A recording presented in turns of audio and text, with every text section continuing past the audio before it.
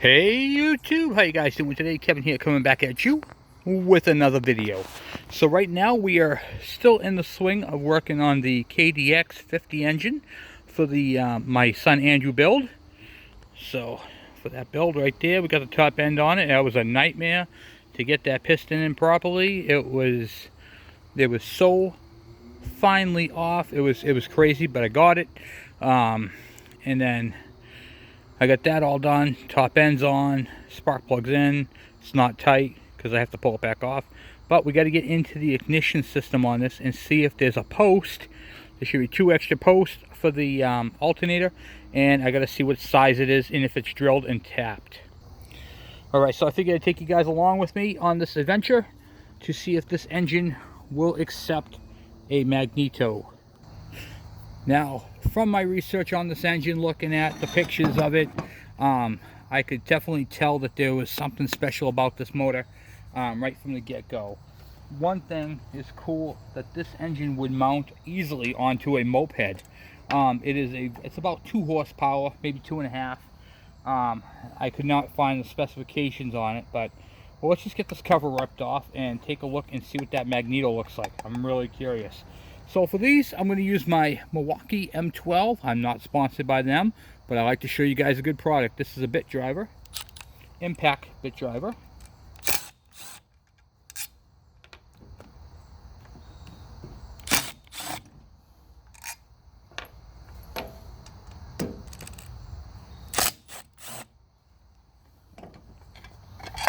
Okay, so this screw in the front here is longer than the back two.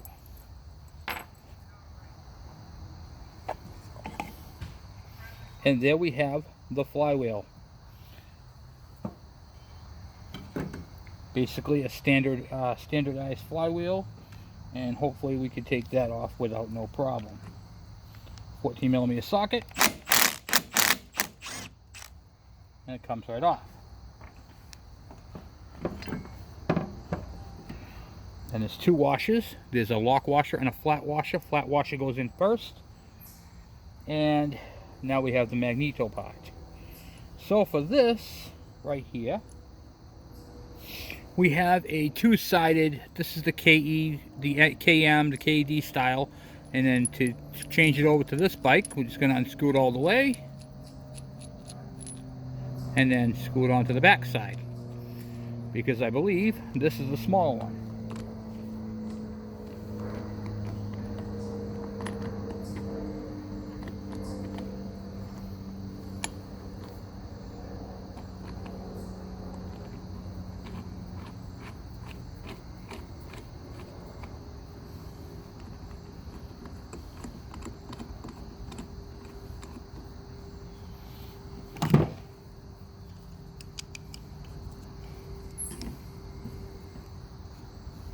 Alright, I used to get a socket for that, and I'll be right back. Okay, guess what I forgot to bring home? Forgot to bring home the proper tool for this. So, we're going to improvise. Easy enough.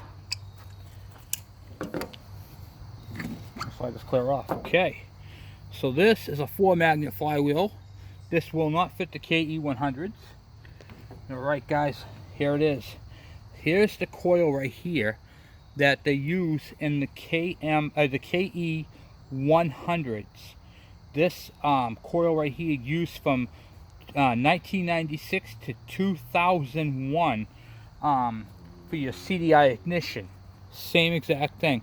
So this part right here can be ordered and modified to fit your bikes. You just got to get the right spacing in the plate.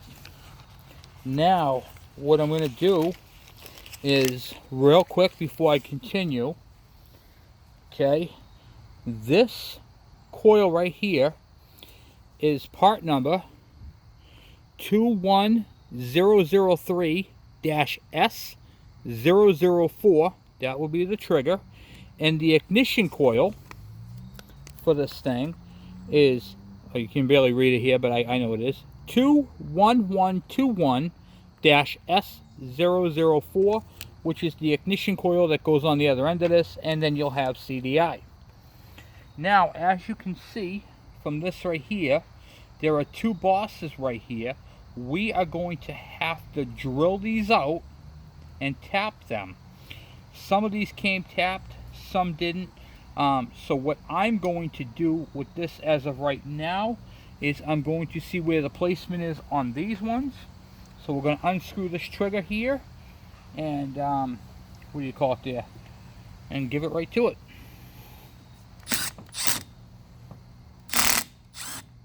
Tomorrow night we'll tap it. We'll do the tapping tomorrow night. We'll drill and tap tomorrow night.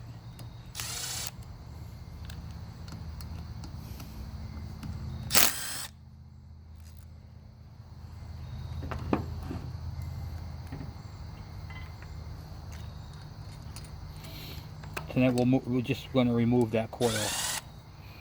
And then I'll go get a Phillips screwdriver for that and take that off. And then we're done for tonight. And then tomorrow I'll drill and tap these two right here.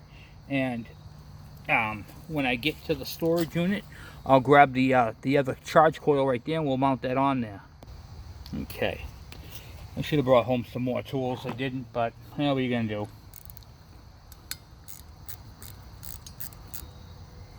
This is my little bit driver here.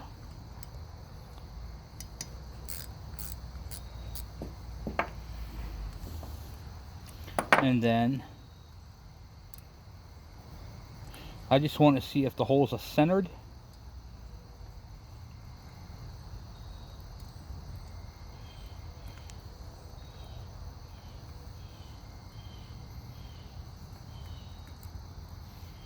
And now I got the length of screw to use, and I got the right type of screw to use. Oh yeah, look at that, guys.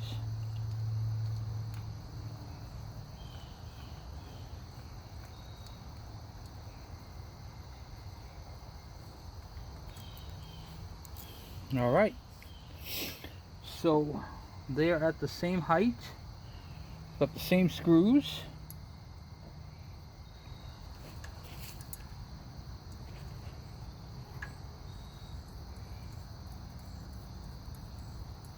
Not bad.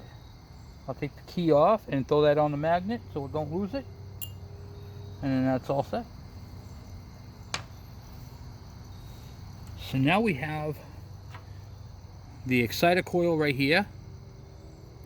We just have to drill out these two right here.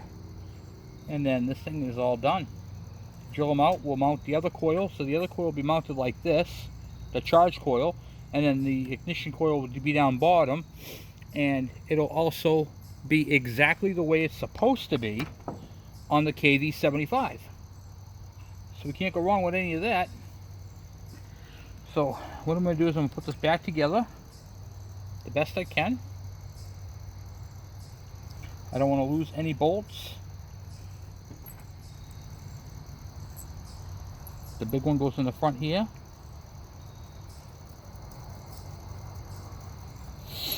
And the two little ones go in the back.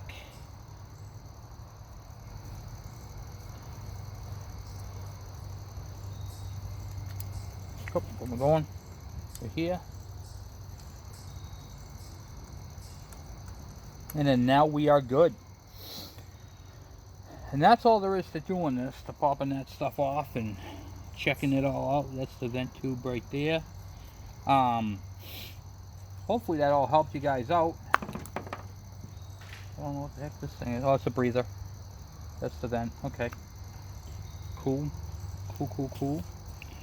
And then we have the oiler right there. So, let's have this one here. What's this thing right here? Is this the vent? Yeah, that's a vent. Of some sort.